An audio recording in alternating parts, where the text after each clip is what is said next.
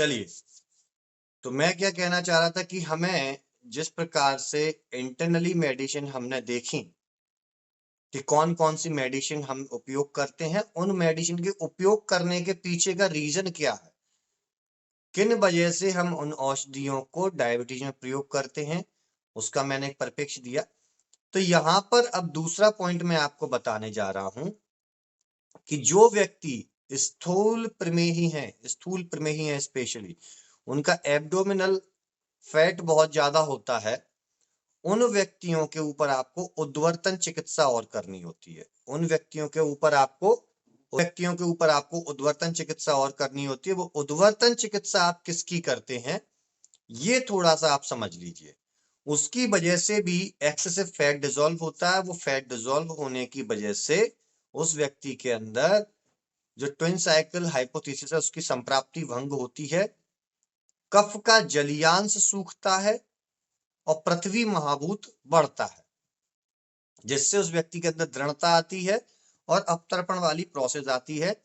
यहां पर जब जो हम ज्वार का आटा बोलते हैं प्लस त्रिफला को मिक्स करके, बेसन को मिक्स करके, इन तीन चीजों को आप मिक्स करके एक आटा तैयार करते हैं और उससे ऊपर से नीचे की तरफ मसाज करते हुए जाते हैं। अनुलोम दिशा में आप मसाज करते हुए जाते हैं लगभग 15 से 20 मिनट मिनिमम, और 45 मिनट तक का इसका टाइम पीरियड होता है। उसको करने से आप उस व्यक्ति के अंदर, जब आप 45 मिनट का ये प्रोसीजर कर लेते हैं, उसके बाद उस व्यक्ति का आप वेट चेक कीजिएगा।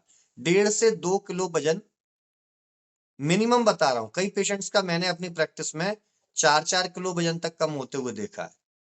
अब आप कहेंगे कि ऐसे कैसे वेट कम हो गया? बिल्कुल, वेट 3 प्रकार का होता है। एक सॉलिड वेट होता है जो हमारी बोन्स में होता है, दूसरा फैट का होता है, और तीसरा वाटर वेट